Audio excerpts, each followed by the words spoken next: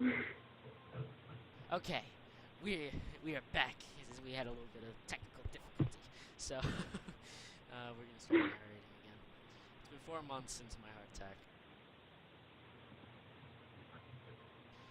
and that whole time, I can probably count the times I've left this hospital room unsupervised on one hand. 4 months is a pretty long time when you're left alone with your thoughts, so I've had plenty of time to come to terms with my situation. Arrhythmia. A strange word, foreign, alien one that you don't want to be in the same room with.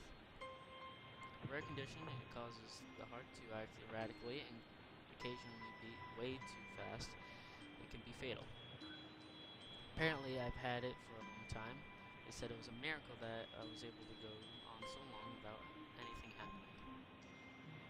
Is that really a miracle? I guess it was supposed to make me feel better, appreciative of my life. It really didn't do anything to cheer me up. My parents, I think, were hit harder by the news than I was. I practically had 2 hemorrhages apiece. I had already had a full day by then to digest everything. To them, it was all fresh. They were even willing to sell our house in order to pay for a cure. Of course, there isn't a cure. Because of the late discovery of this condition, I've had to stay at the hospital to recuperate from the treatments. When I was first admitted, it felt as if I was missed. For about a week, my room in the ward was full of flowers, balloons, and cards. But the visitors' room soon dwindled, and all the get-well gifts began trickling down to nothing shortly after. I realized that the only reason I had gotten so many cards of flowers was because sending me this sympathy had been turned into a class project. Maybe some people were genuinely concerned, but I doubt it. Even in the beginning, I barely had visitors. By the end of the first month, only my parents came by on a regular basis. That's pretty sad. Wakno was the last to stop visiting.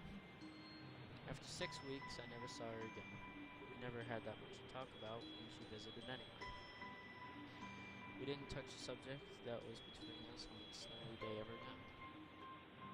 Hospital? It's not really a place I'd like to live in. The doctors and nurses feel so impersonal and faceless. I guess it's because they are in a hurry and they have a million other patients waiting for them.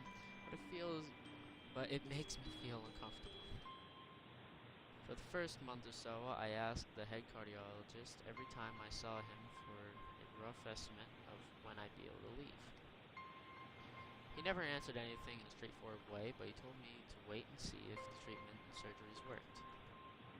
So I idly observed the scar that those surgeries had left on my chest slowly change its appearance over time, thinking of it as the same kind of an omen. I still ask the head cardiologist about leaving, but my expectations are low enough now that I'm not disappointed anymore when I don't get a reply. The way he shuffles around the answer shows that there is at least some hope. At some point, I stopped watching TV. I don't know why. I just did. Maybe it was the wrong kind of escapism from my situation. I started reading instead. There was a small library at the school, although it was more like a storeroom for books. I began working through it one small stack at a time. After consuming them, I'll go back to more. I'm sorry, Audie, but that's kind of what she said. I'm really sorry. It is if you look at it. Alright, continuing. I found that I liked reading, and I think I even became a bit addicted. I started feeling naked without a book in my hands. I won't say anything on that one. But I love the stories. That was what my life was like. The days became increasingly harder to distinguish from each other, differing only by the book I was reading and the weather outside. It felt like time blurred into some kind of gooey mass I was trapped inside, instead of moving with life. A week could go by without me really noticing it. Sometimes I'd pause in realization that I didn't know what day of the week it was. But other times, all the things that surrounded me would painfully crash into my consciousness. barrier of non-challenge I had set up for myself. The pages of my books would start to feel sharp and burning hot, and the heaviness of my chest would become so hard to bear that I had to put the book aside and just lay down for a while, looking at the ceiling as if I was going to cry. But that only happened rarely. I couldn't even cry. Today the doctor comes in and gives me a smile. He seems excited, but not very. It's like he's trying to make an effort to be happy on my behalf.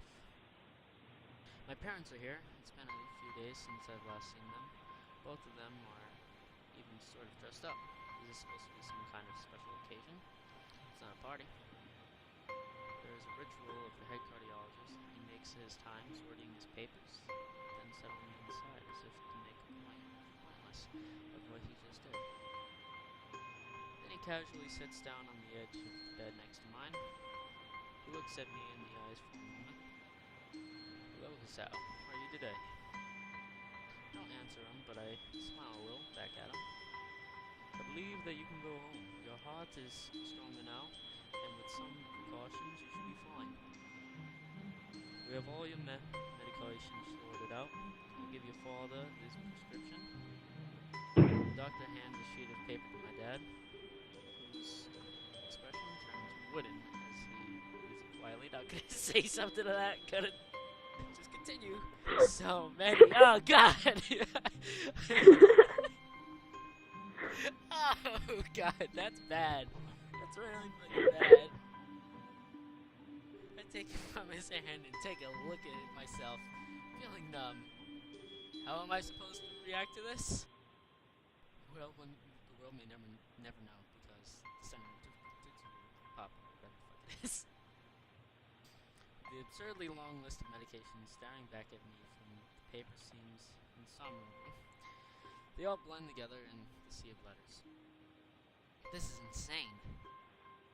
Side effects, adverse effects, contradictions, and dosages listen line after line. Cold precision. Oh God. I try to read them, but it's so futile. I can't understand any of it. Something that only makes me feel sicker. All this for the rest of my life, every day. I'm afraid that it's the best we can do at this point. However, the medications are always being developed, so I wouldn't be surprised to see that list fade over the years. Years? What kind of confidence booster is that? I felt better if you hadn't said anything at all. Also, I've spoken to your parents and believe that it would be best if you don't return to your school. What? Please calm down, Hisao. I didn't say anything! Listen to what the doctor has to say. Calm down? The way he says it tells me he knew full that I wouldn't like it. Am I going to be homeschooled? Whatever my concern shows, it's ignored. We all understand that your education is paramount. However, I don't think that it's wise for you to be without supervision. At least not until we're sure that the medication is suitable. So I've spoken to your parents about a transfer. A school called Yomaku Academy that specializes in dealing with disabled students. Disabled? What? Am I? It's a 24-hour nursing staff, and it's only a few minutes from the highly regarded general hospital. The majority of the students live on the campus. Think of it as a boarding school of sorts. It's designed to give students a degree of independence while keeping help nearby. Independence? It's a school for disabled kids. Don't try to distinguish that fact. If it were really that free, there wouldn't be a 24-hour nursing staff, and you wouldn't make a hospital being nearby a selling point. Of course, that's only if you want to go, but your mother and I aren't really able to homeschool you. Went out there and had a look a couple weeks back. I think you'd like it. Looks like I really don't have a choice. Compared to the other heart problems, people with your condition usually tend to live long lives. You'll need a job one day, and this is a good opportunity to continue your education. This isn't an opportunity. Don't call it an opportunity. Don't call it a goddamn opportunity.